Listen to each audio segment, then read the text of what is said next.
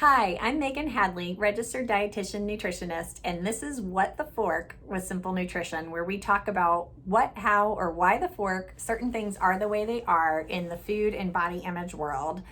And today's What the Fork is self-compassion. Self-compassion is something that you've probably heard about us talk about on here, and certainly something we focus a lot on in our work at Simple Nutrition. And self-compassion at the root of it is, recognizing when we do different things that we are human. At the very root of all things, we are human, so we will make mistakes, and having grace with ourselves with that. And so a lot of times people ask me, well, wouldn't that be letting myself off the hook? Or like, where's the accountability in that?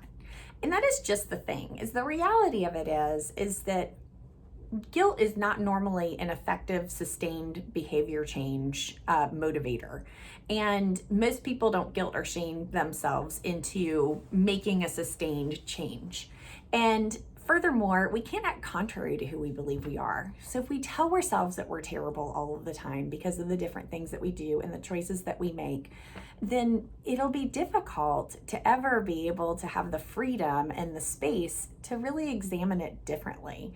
And so self-compassion is an important practice, and let's talk a little bit more about what it looks like in the context of food and body image. And I think we can use some examples right now, because when you're under a global pandemic, you have more opportunity to maybe use self-compassion.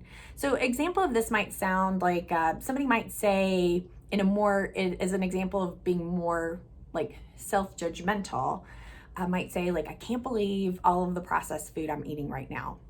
Like, I really should be cooking more. This is not good for me. This is not good for my family. I'm so lazy. Why can't I just get it together? Some of you all are like nodding your heads right now. Like, can be an internal narrative.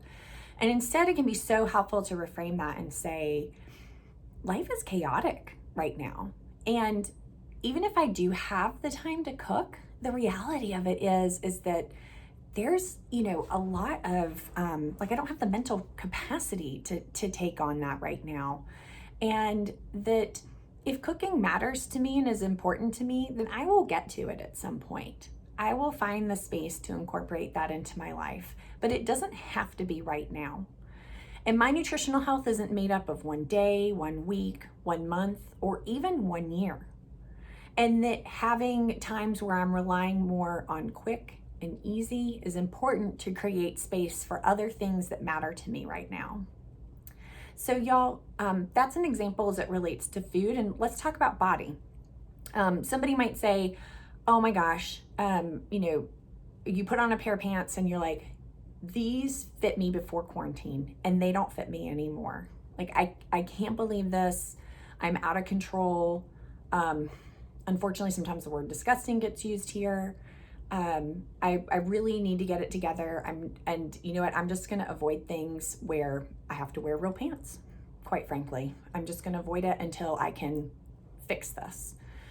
A more self-compassionate approach to this would be, wow, it feels really frustrating that these pants don't fit, and it actually makes me feel uncomfortable in my body.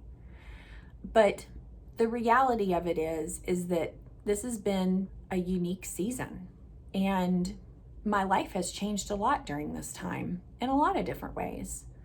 And I shouldn't let pants be a limitation for me being able to do things that matter in my life.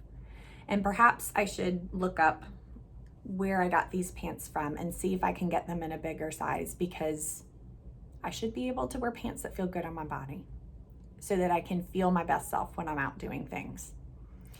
So those would be some examples of the difference between self-compassion and being more judgmental.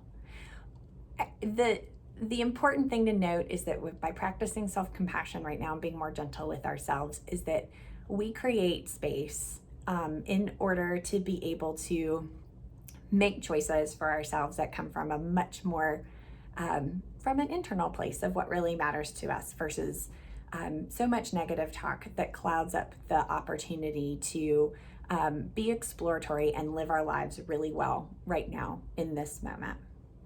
If you liked this video and would like to hear more about self-compassion, I encourage you to subscribe to our newsletter. I talk more about this and give more examples.